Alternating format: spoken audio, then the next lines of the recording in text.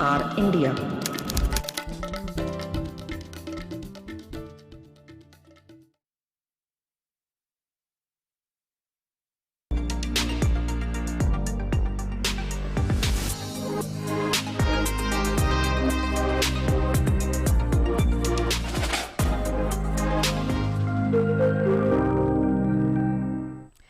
Hello and welcome to another edition of News on the Hour. I'm Rukma with you, and over the next 60 minutes we'll be bringing you all the top stories from across India and the world. Even as the United States completes the withdrawal of its military contingent from war-torn Afghanistan, we take a look at the situation on the ground, at what the US and other forces leave behind here. Also, news about the flood situation in Assam as well as Bihar, other parts of the world, how the world slowly limps back to normalcy even as COVID cases reduce. In India, meanwhile, schools slowly start to reopen. All that and more over the next 1 hour. First, here are the headlines. USA completes withdrawal of its military presence in Afghanistan after 20 years as the last of the American evacuation planes take flight out of Kabul airport. US shifts its Afghani diplomatic mission to Qatar.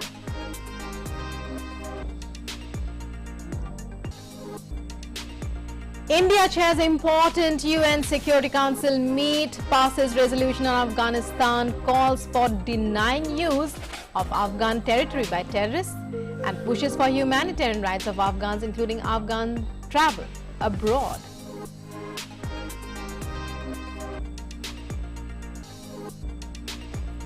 External Affairs Minister of State V. Muralidharan arrives in Bahrain on official visit, meets Bahrain Foreign Minister, will interact with several dignitaries to discuss bilateral relationship.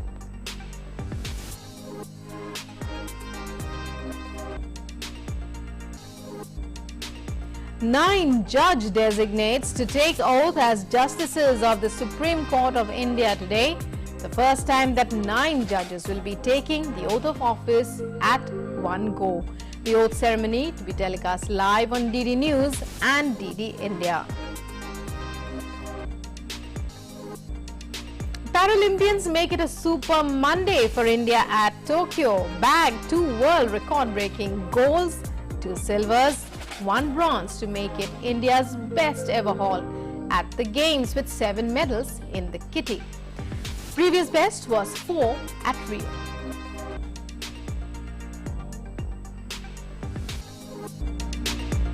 And India's vaccination mission crosses 64 crore landmark. Himachal Pradesh becomes first state to complete 100% first dose vaccination of all adults. Schools to reopen partially in Delhi and Meghalaya from tomorrow. Hello and welcome once again. In our top story, the final US evacuation flight left Kabul airport, marking the end of 20 years of the presence of the United States of America in Afghanistan. The flight departed shortly after midnight in Kabul. On the 31st of August, the date set by President Joe Biden for the withdrawal of US troops. A flight tracker showed US Air Force planes leaving Kabul airport. The last troops left after a huge but chaotic airlift that cost the lives of 13 US soldiers and left behind thousands of Afghans, hundreds of Americans still seeking an escape from Taliban rule. The withdrawal was announced by General Frank McKenzie, commander of the US Central Command, who told a Pentagon briefing that the chief US diplomat in Afghanistan, Ross Wilson, was on the last C-17 flight out.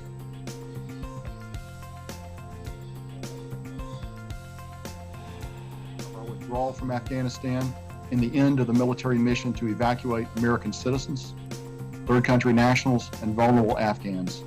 The last C-17 lifted off from Hamid Karzai International Airport on August 30th this afternoon at 3:29 p.m. East Coast time, and the last manned aircraft is now clearing the airspace above Afghanistan. Tonight's withdrawal signifies both the end of the military component of the evacuation, but also the end of the nearly 20-year mission that began in Afghanistan shortly after September 11, 2001.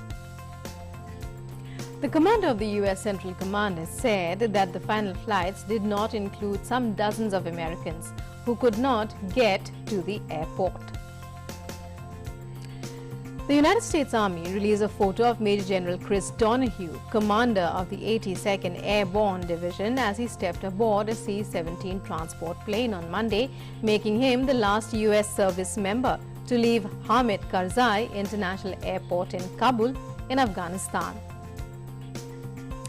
U.S. Secretary of State Antony Blinken calls the withdrawal from Afghanistan a massive military, diplomatic and humanitarian undertaking, and one of the most challenging that the U.S. has ever carried out. Talking to media, the U.S. Secretary of State vowed that after the U.S. military completes its withdrawal from Afghanistan, the Biden administration will keep up relentless efforts to help Americans, Afghans and others leave the country if they choose to do so.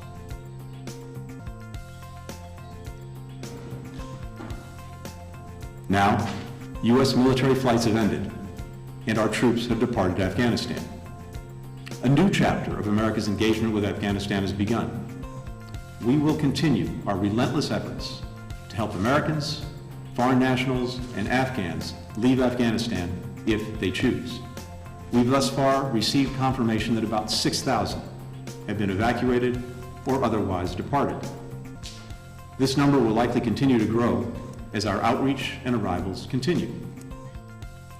And Secretary Blinken also said that the U.S. will only engage with the Taliban government if it is in America's vital national interest.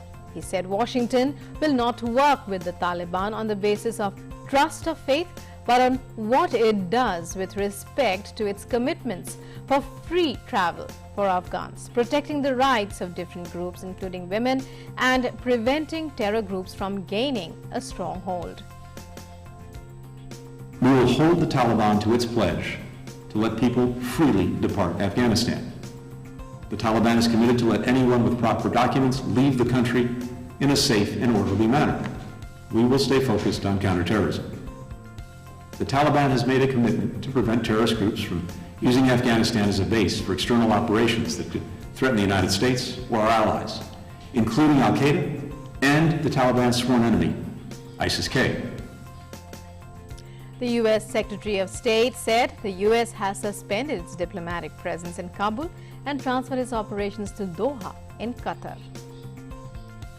We'll use this post in Doha to manage our diplomacy with Afghanistan, including consular affairs, administering humanitarian assistance, and working with allies, partners, and regional and international stakeholders to coordinate our engagement and messaging to the Taliban.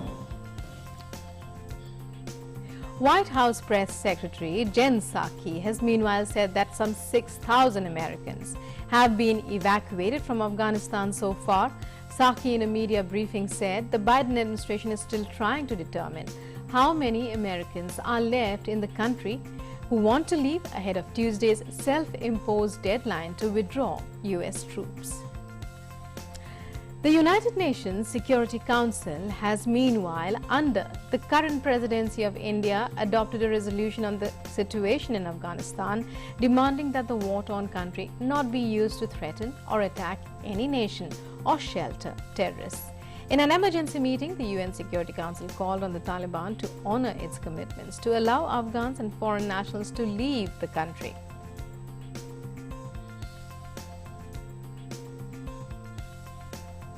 As Afghanistan enters the next chapter, it is imperative that the international community remain unified and resolute, including in holding the Taliban accountable for its commitments. One such commitment which the Taliban has made publicly and privately is that those who wish to leave Afghanistan will be able to do so. Today's resolution signals just how seriously the Security Council takes that commitment, along with the commitments to allow humanitarian aid to flow and prevent terrorism. The resolution was put forward by the United States, the UK and France and was adopted after 13 Council members voted in favour, while permanent members Russia and China abstained from the voting. The resolution also calls for unhindered humanitarian access and that the human rights of women and minorities are protected. We're not in a place yet where we are prepared to recognize the Taliban. They haven't even formed a government yet. So we need to see what kind of government they form.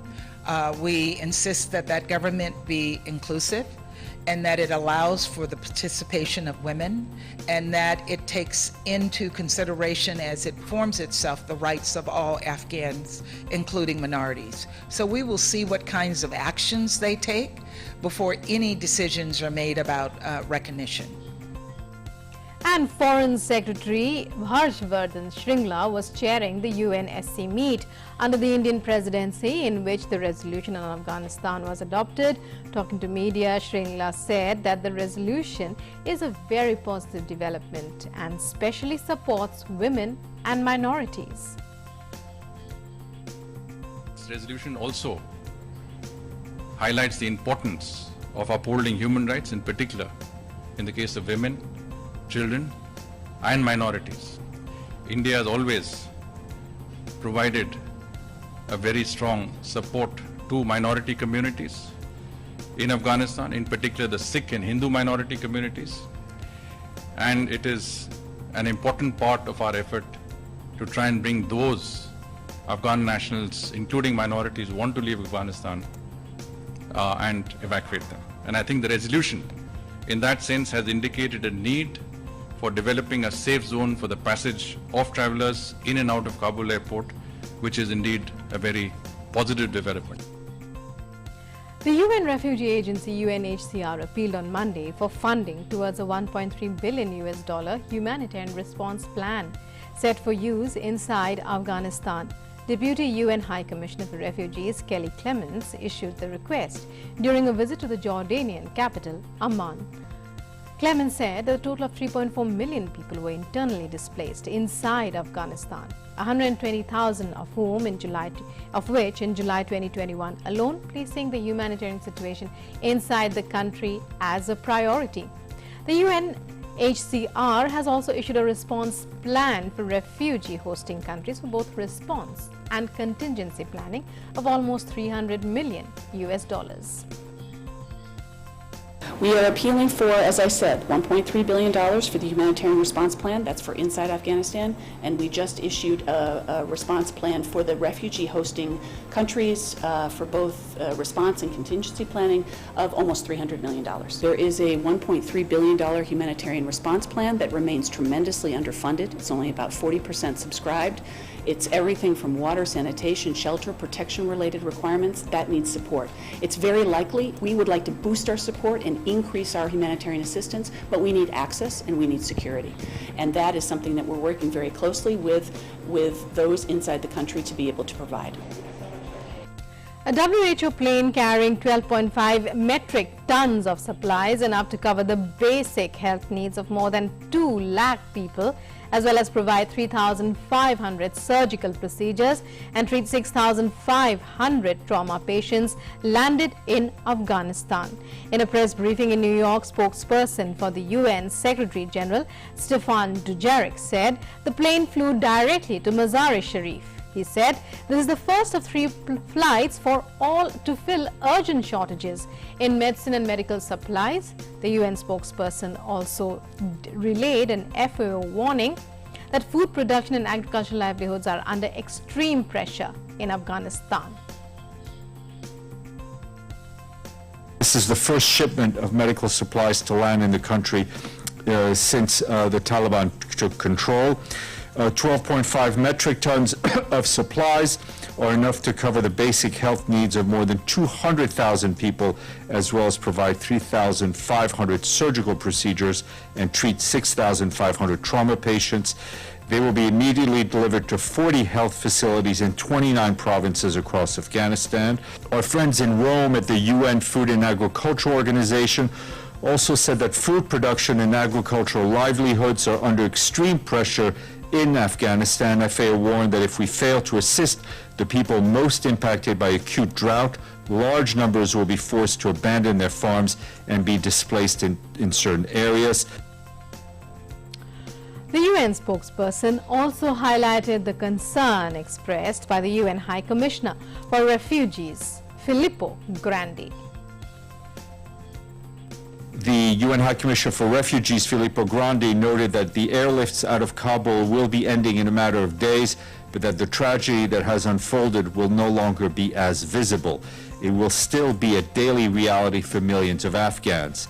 The High Commissioner stressed that we must not turn away and that a far greater humanitarian crisis is just beginning. He pointed out that 3.5 million people have already been displaced by violence within Afghanistan, more than 500,000 since the start of this year, and that most have no regular channels through which to seek safety.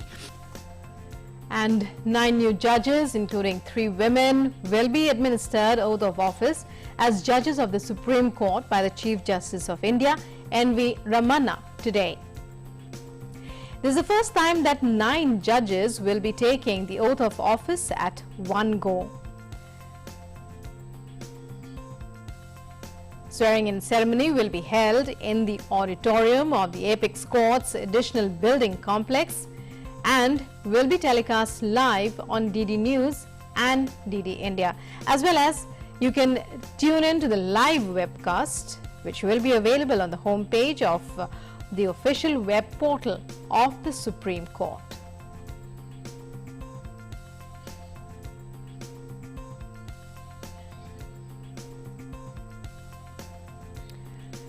Union Minister of State for External Affairs V. Muralidharan will review various aspects of the bilateral tie with Bahrain today. Yesterday, after his arrival, the Union Minister tweeted, I quote, touched by the warmth and hospitality extended to me by His Excellency Dr. Abdul Latif bin Rashid Al Zayani, Minister of Foreign Affairs, Bahrain. Look forward to reviewing various aspects of the bilateral relationship. The minister will also hold interactions, including with several dignitaries and the Indian community. Muralidharan's visit to the Middle Eastern country comes months after India and Bahrain on April 7th decided to bolster their bilateral defense and security cooperation, including through regular consultations in the areas of maritime security, combating piracy and counter-terrorism.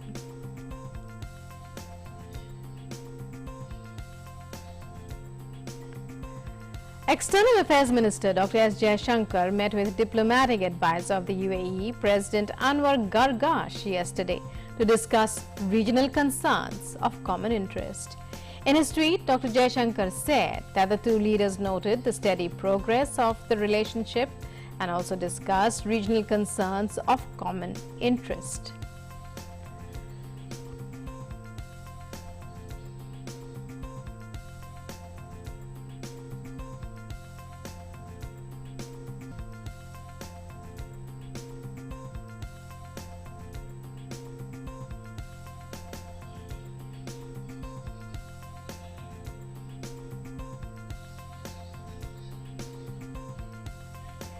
Back home, despite fast declining numbers, in fact inching towards almost none, the battle against COVID-19 continues. With the process of timely tracing, tracking and treatment, we have been restricting the spread of infection. In the past 24 hours, India recorded 30,941 new COVID cases.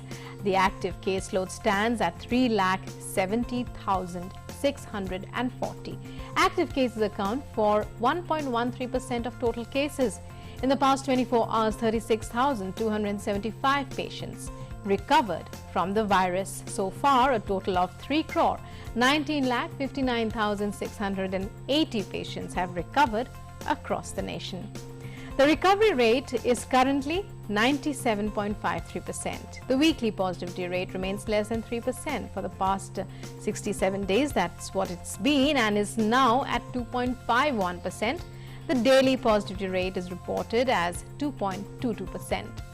More than 52 crore 15 lakh total samples have been tested so far for COVID.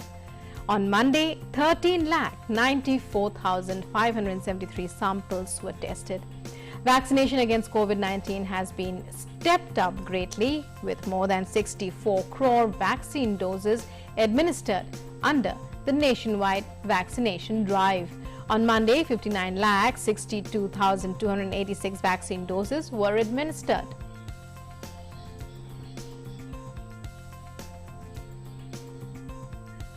In Delhi, schools will reopen in 2 phases. From tomorrow, schools will reopen for classes 9 to 12, while those for standards 6 to 8 are expected to restart from the 8th of September.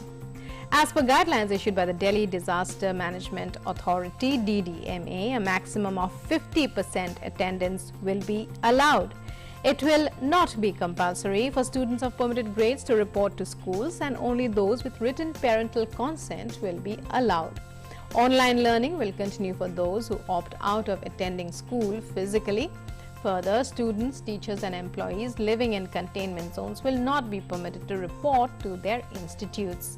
Apart from standard precautions on sanitization, masking and physical distancing, institutes have also been directed to maintain a quarantine room on campus for the event that a student or teacher displays symptoms while at school. Down south, the Karnataka government has decided to impose 7 days compulsory quarantine for all coming in from Kerala to the state. After 7 days of quarantine, a negative test has also been made compulsory. The state, meanwhile, has asked its schools to reopen from the 6th of September for classes 6, 7 and 8 on alternate days. Students will be called in batches for the offline classes. Online classes will also continue to take place, and students will have to follow COVID-appropriate behavior. The decision on classes 1 to 8 is not yet being taken by the state government, which is opening schools in a phased manner.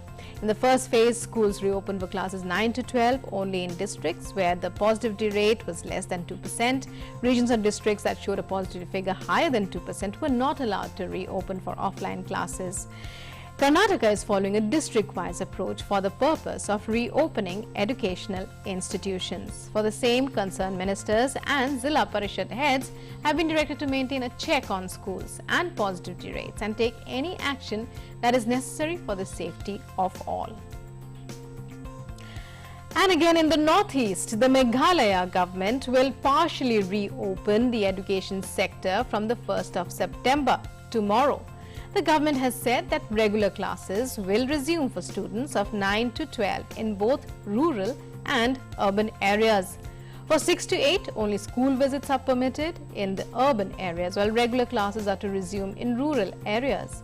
For students of 1 to 5, classes will continue to be limited to online modes in urban areas, while school visits will be allowed only in villages.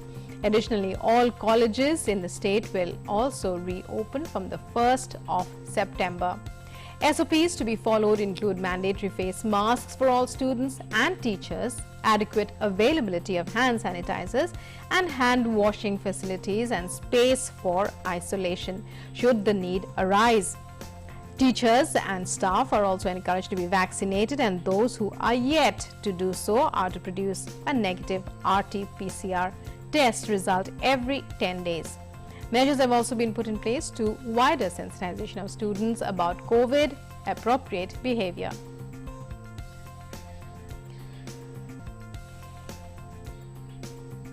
And here in the bulletin, it's time for a short break. But there's more up ahead. Stay tuned and keep watching.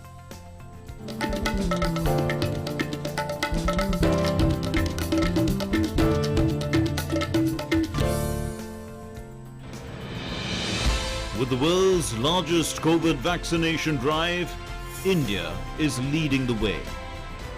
As the vaccine reaches every corner of the nation, do not forget the mantra, Dawai bhi, Kadai bhi. Let's continue our fight against COVID-19. Vaccination along with social distancing, sanitization and masks. Mask up, India! Put your mask on and cover your nose and be safe. Mask up, India.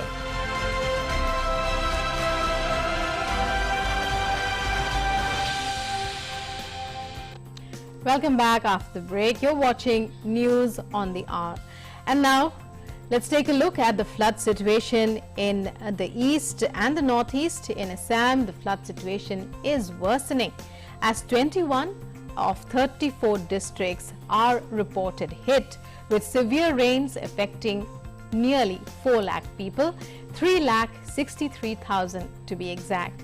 As per reports of the Assam State Disaster Management Authority, 1 child each was washed away in the flood waters in Morigaon and Borpeta districts.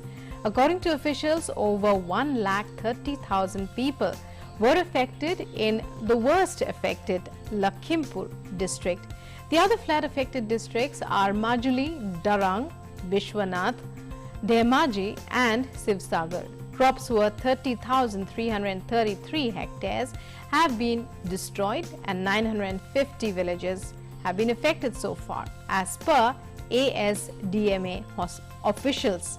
To provide shelter, 44 relief camps were opened to the flood affected. All shelters were created following the COVID-19 protocols.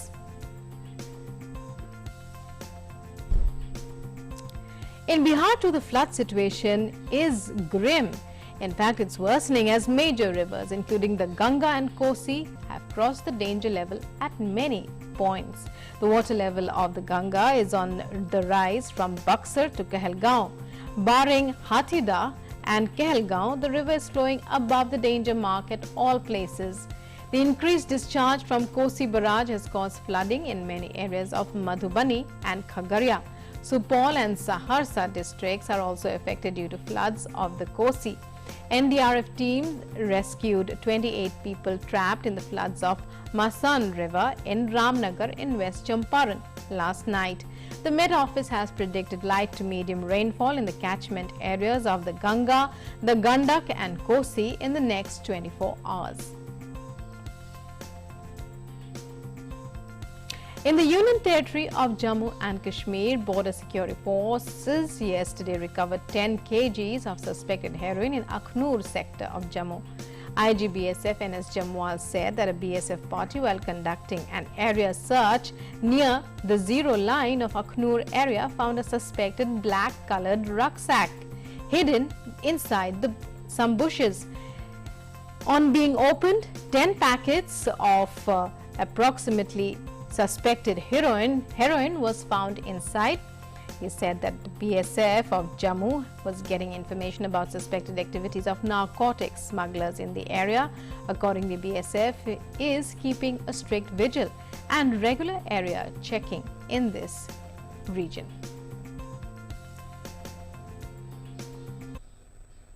In Rajasthan's Jaipur, 11 people were killed in a head-on collision with a cruiser and trailer this morning at Sri Balaji in Nagaur district near the Nagaur-Bikaner border. According to eyewitnesses, the collision between vehicles was so strong that 8 people on the cruiser died on the spot. 3 died en route to the hospital. Apart from this, 7 of the injured are being treated in the Bikaner district hospital.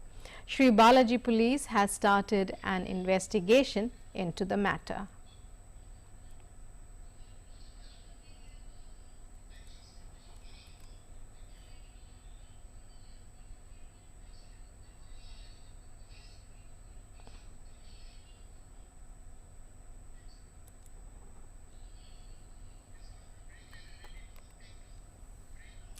Time now for another very short break, but we'll be right back. Stay tuned and keep watching News on the Hour.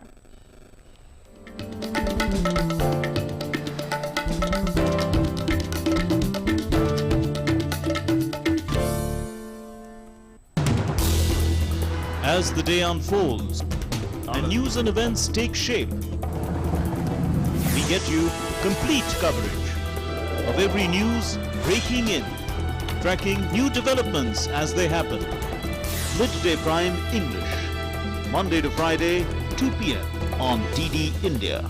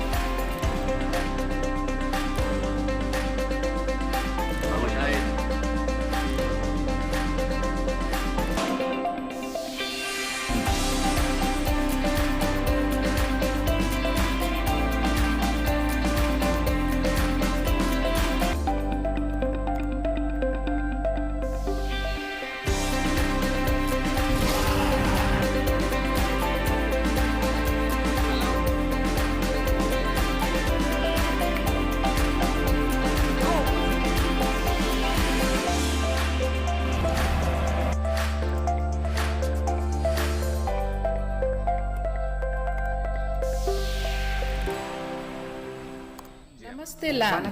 Marhaban ila al-Hind. Zari India. Salam India. Namaste India. Namaskar Bharata.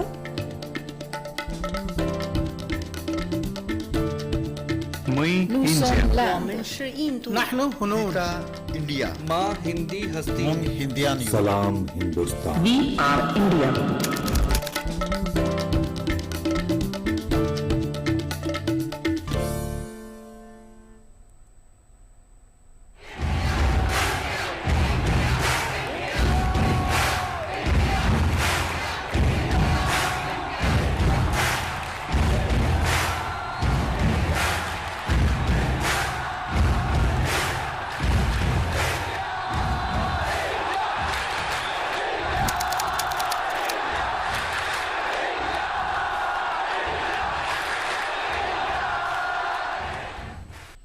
Your window to rising India.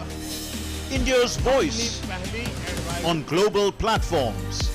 Latest news from India and around the world. In-depth analysis of global headlines. Watch DD India in your country. Available for downlink in all Southeast Asian countries. STTV broadcast is available. And as we were telling you, let's go across live to the Supreme Court premises as 9 judges are taking oath in a short while from now. As you can see, that's the auditorium. We're bringing you those live visuals from there.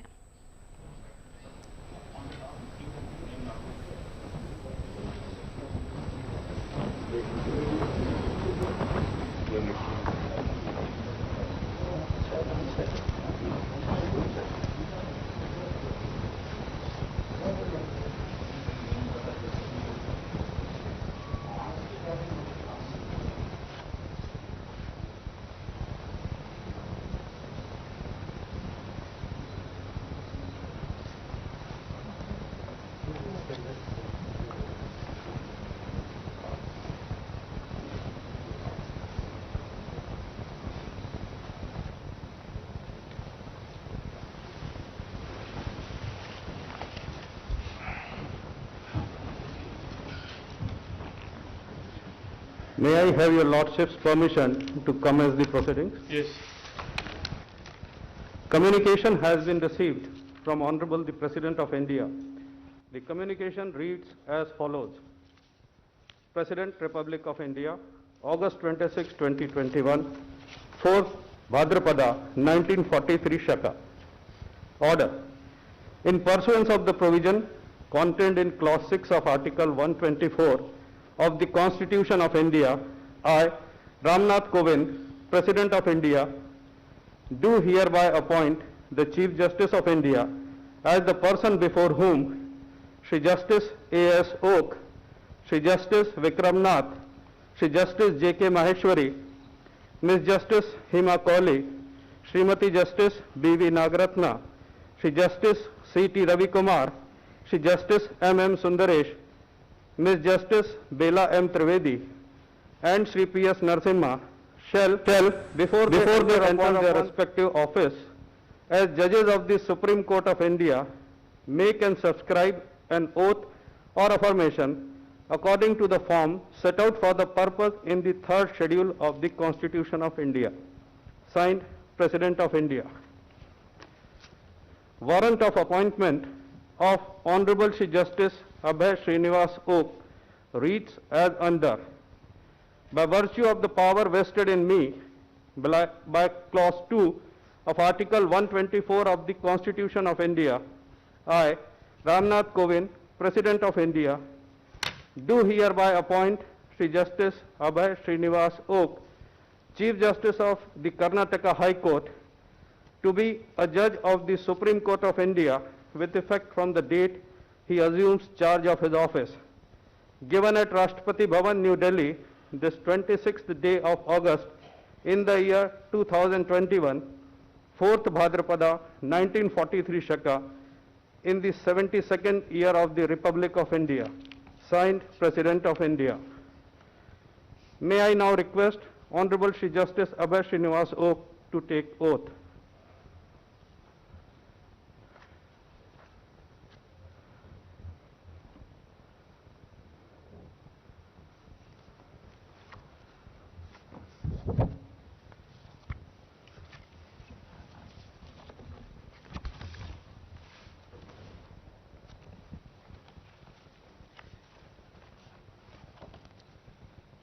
I, Abhay Srinivas Ok, having been appointed a judge of the Supreme Court of India, having been appointed a judge of the Supreme Court of India, do solemnly affirm do solemnly affirm that I will bear true faith and allegiance to the Constitution of India as by law established, that I will bear true faith and allegiance to the Constitution of India as by law established, that I will uphold the sovereignty and integrity of India, that I will uphold the sovereignty and integrity of India, that I will duly and faithfully and to the best of my ability, knowledge and judgment that I will duly and faithfully and to the best of my ability, knowledge and judgment perform the duties of my office without fear or favor, affection or ill will, perform the duties of my office without fear or favor, affection or ill will, and that I will uphold the Constitution and the laws.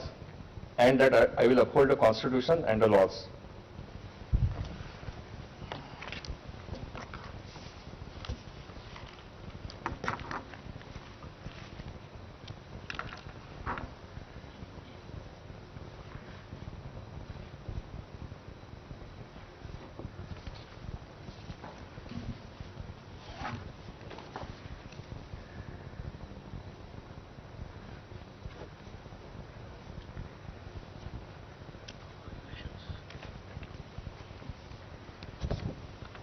Give.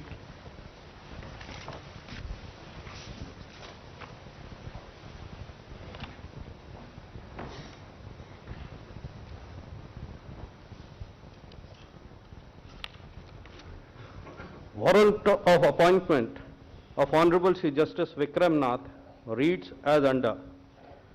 By virtue of the power vested in me by Clause 2 of Article 124 of the Constitution of India, I, Ramnath Kovind, President of India, do hereby appoint Sri Justice Vikram Nath, Chief Justice of the Gujarat High Court, to be a judge of the Supreme Court of India with effect from the date he assumes charge of his office, given at Rashtrapati Bhavan, New Delhi, this 26th day of August in the year 2021, 4th Bhadrapada, 1943 Shaka, in the 72nd year of the Republic of India. Signed, President of India. May I now request Honorable Sri Justice Vikram Nath to take oath.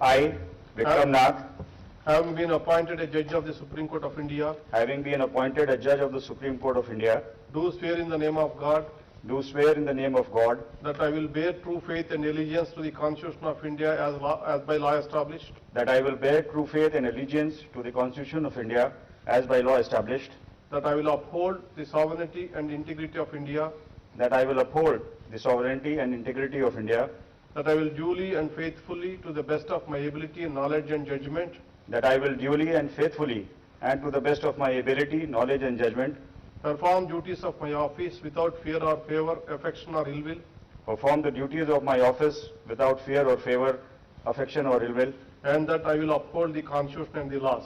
and that I will uphold the Constitution and the laws.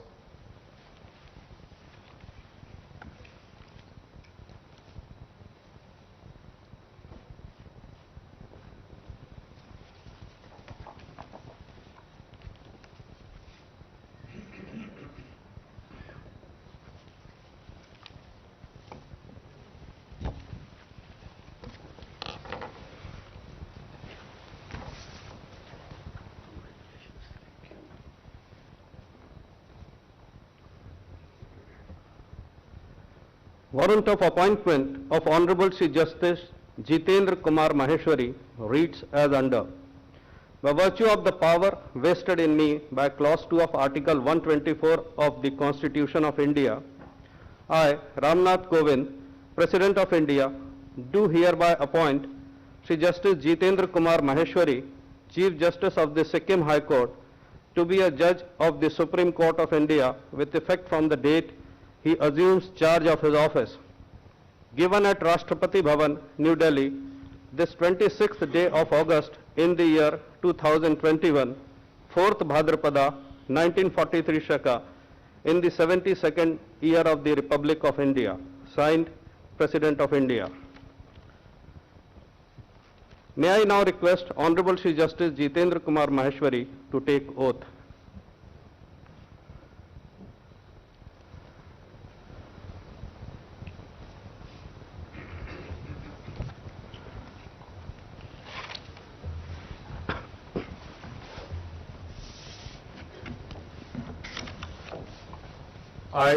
I, Jitendra Kumar Maheshwari, having been appointed a judge of the Supreme Court of India, having been appointed a judge of the Supreme Court of India, do swear in the name of God do swear in the name of God that I will bear true faith and allegiance to the Constitution of India as by law established, that I will bear true faith and allegiance to the Constitution of India as by law established, that I will uphold the sovereignty and integrity of India, that I will uphold the sovereignty and integrity of India, that I will duly and faithfully, to the best of my ability and knowledge and judgment, that I will duly and faithfully and to the best of my ability, knowledge and judgment, perform the duties of my office without fear or favor, affection or ill will, perform the duties of my office without fear or favor, affection or ill will, and that I will uphold the Constitution and the laws.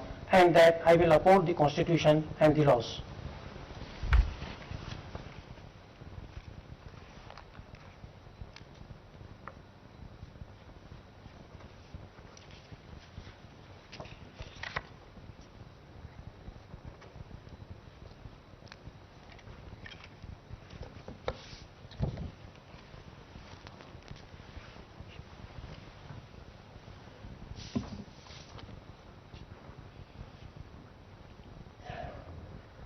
Warrant of appointment of Honorable Ms. Justice Hema Kohli reads as under.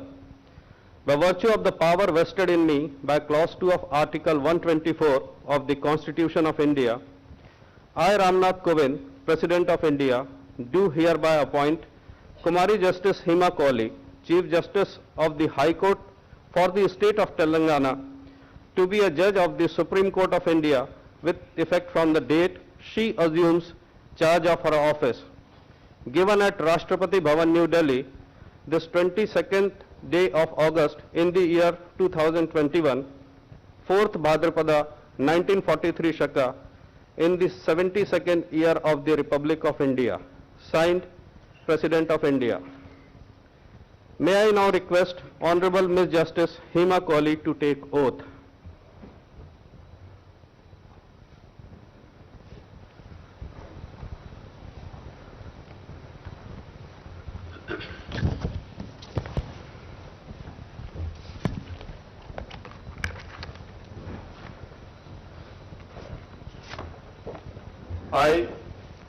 I, Hema Kohli, having been appointed a judge of the Supreme Court of India, having been appointed a judge of the Supreme Court of India, do swear in the name of God do swear in the name of God that I will bear true faith and allegiance to the Constitution of India as by law established, that I will bear true faith and allegiance to the Constitution of India as by law established, that I will uphold the sovereignty and integrity of India, that I will uphold the sovereignty and integrity of India, that I will duly and faithfully, to the best of my ability, knowledge and judgment, that I will duly and faithfully and to the best of my ability, knowledge and judgment, perform the duties of my office without fear or favor, affection or ill will, perform the duties of my office without fear or favor, affection or ill will, and that I will uphold the Constitution and the laws.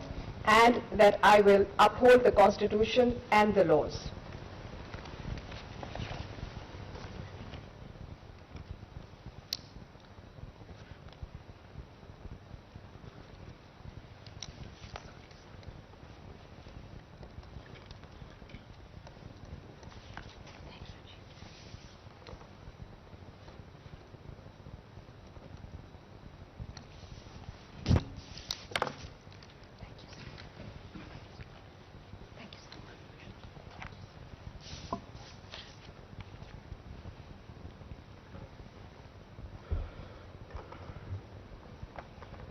Warrant of appointment of Honorable Srimati Justice Bangalore Venkatramaiah Nagaratna reads as under.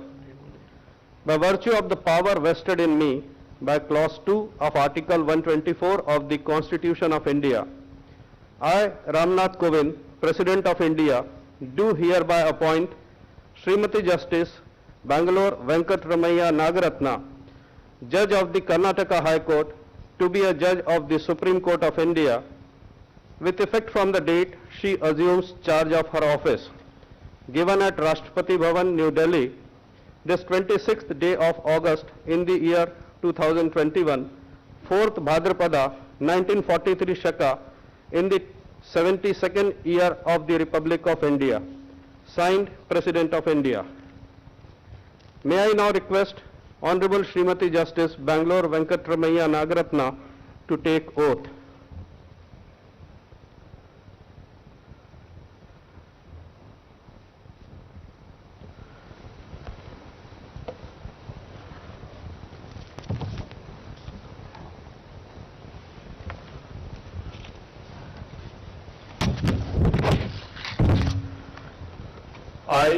I, Bangalore Venkatramaiah Nagaratna, having been appointed a Judge of the Supreme Court of India, having been appointed a Judge of the Supreme Court of India, do swear in the name of God do swear in the name of God that I will bear true faith and allegiance to the Constitution of India as by law established, that I will bear true faith and allegiance to the Constitution of India as by law established, that I will uphold the sovereignty and integrity of India, that I will uphold the sovereignty and integrity of India, that I will duly and faithfully and to the best of my ability, knowledge and judgment that I will duly and faithfully and to the best of my ability, knowledge and judgment perform the duties of my office without fear or favor, affection or ill will, perform the duties of my office without fear or favor, affection or ill will, and that I will uphold the Constitution and the laws. and that I will uphold the Constitution and the laws.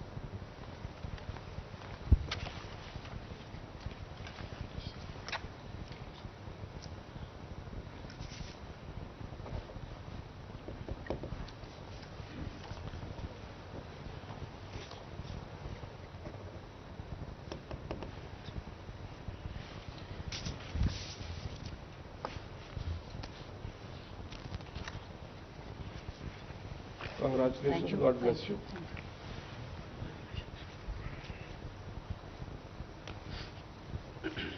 Thank you.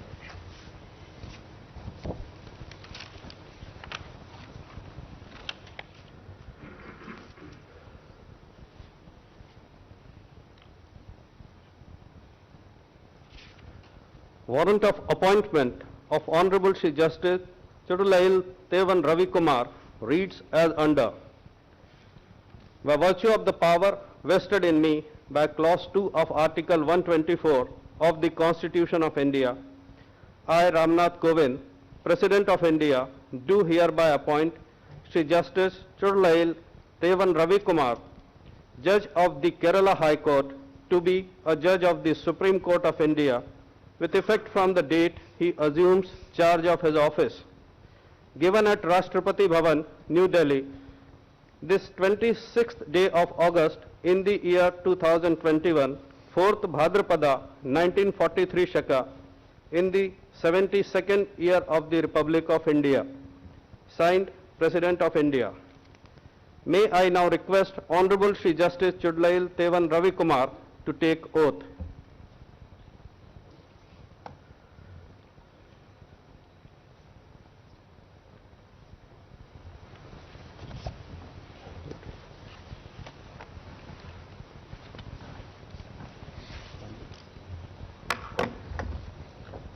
I, Chudulail Tevan Ravi Kumar, having been appointed a Judge of the Supreme Court of India, having been appointed a Judge of the Supreme Court of India, do swear in the name of God do swear in the name of God that I will bear true faith and allegiance to the Constitution of India as by law established, that I will bear true faith and allegiance to the Constitution of India as by law established, that I will uphold the sovereignty and integrity of India, that I will uphold the sovereignty and integrity of India, that I will uphold the sovereignty and integrity of India, that I will uphold the sovereignty and integrity of India, that I will duly and faithfully and to the best of my ability, knowledge and judgment that I will duly and faithfully and to the best of my ability, knowledge and judgment perform the duties of my office perform the duties of my office without fear or favor, affection or ill will, and that I will uphold the Constitution and the laws.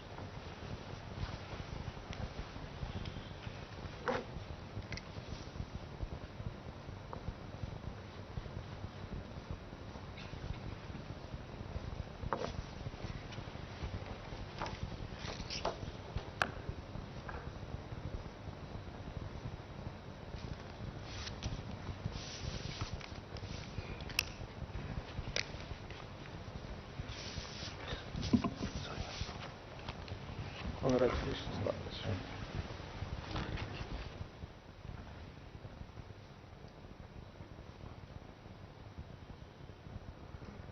Warrant of appointment of Honorable Shri Justice M.M. Sundaresh reads as under. By virtue of the power vested in me by Clause 2 of Article 124 of the Constitution of India, I, Ramnath Kovind, President of India, do hereby appoint Shri Justice M.M. Sundaresh, Judge of the Madras High Court, to be a Judge of the Supreme Court of India with effect from the date he assumes charge of his office. Given at Rashtrapati Bhavan, New Delhi, this 26th day of August in the year 2021, 4th Bhadrapada, 1943 Shaka, in the 72nd year of the Republic of India. Signed, President of India. May I now request Honorable Shri Justice M.M. Sundaresh to take oath.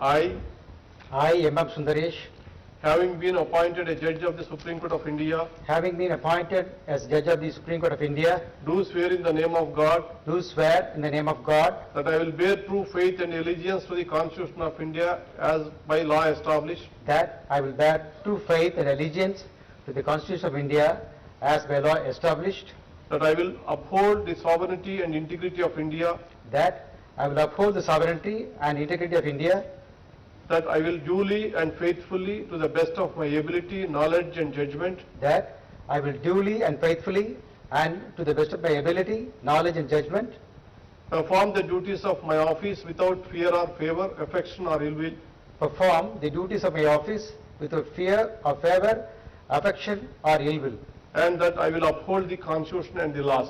And that I will uphold the Constitution and the laws.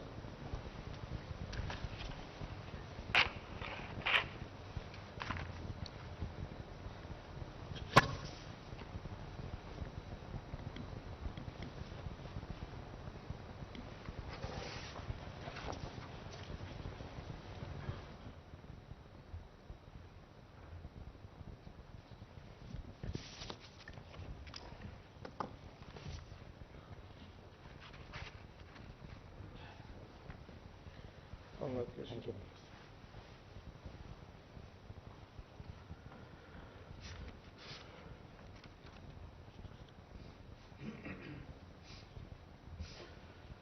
Warrant of appointment of Honorable Ms. Justice Bela Madhurya Trivedi reads as under. By virtue of the power vested in me by Clause 2 of Article 124 of the Constitution of India, I, Ramnath Kovind, President of India, do hereby appoint Ms. Justice Bela Madhurya Trivedi, Judge of the Gujarat High Court, to be a Judge of the Supreme Court of India with effect from the date she assumes charge of her office. Given at Rashtrapati Bhavan, New Delhi, this 26th day of August in the year 2021, 4th Bhadrapada, 1943 Shaka, in the 72nd year of the Republic of India. Signed, President of India. May I now request Honorable Ms. Justice Bela Madhurya Trivedi to take oath.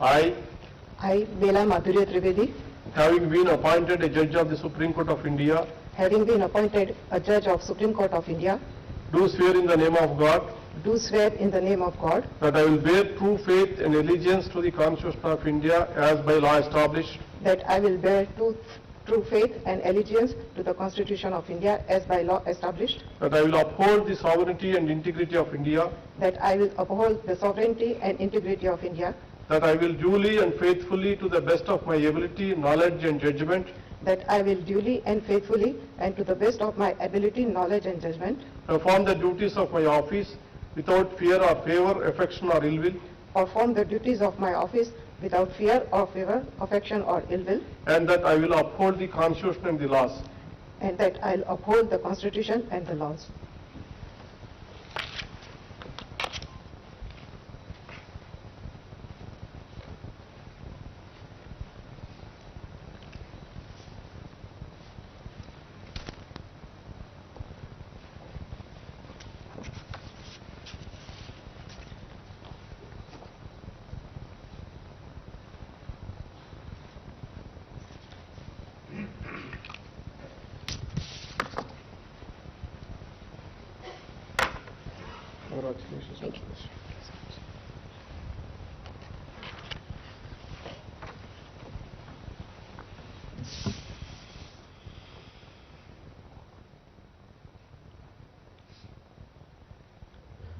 Warrant of appointment of Honorable Shri Pamidhigantam Shri Narasimha reads as under.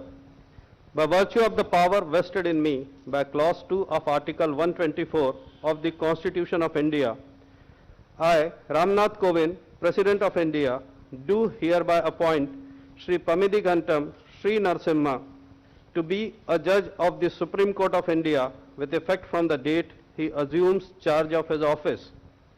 Given at Rashtrapati Bhavan, New Delhi, this 26th day of August in the year 2021, 4th Bhadrapada, 1943 Shaka, in the 72nd year of the Republic of India. Signed, President of India. May I now request Honorable Shri Pamidhigantam Shri Narasimha to take oath.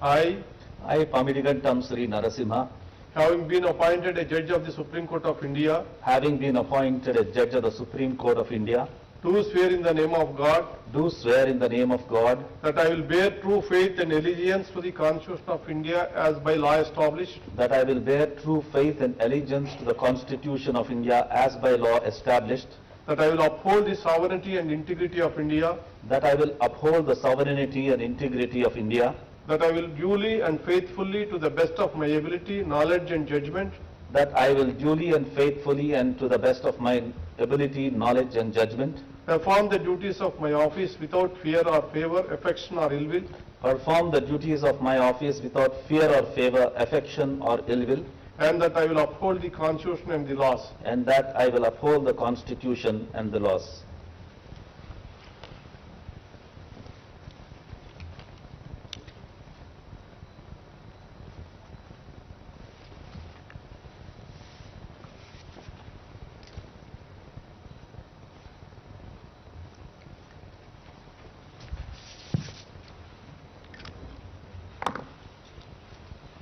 Congratulations and God bless you.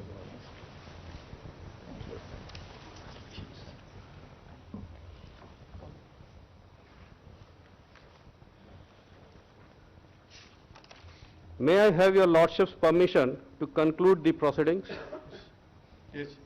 Now the court will sit at normal work at 12 o'clock.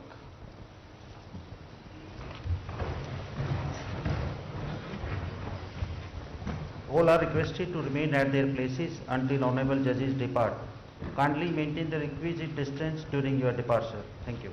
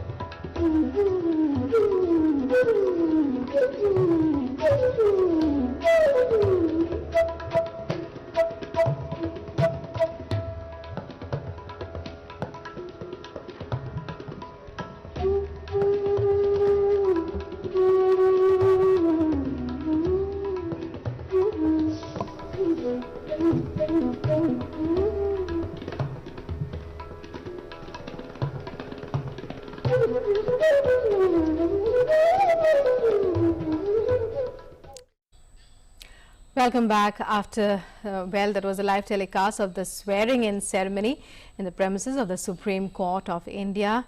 9 justices were sworn in today, the first time that 9 justices were sworn in at the same time, at the same venue. And with that, it's a wrap on this edition of the news. But news and updates continue on DD India, so do keep watching. Namaskar.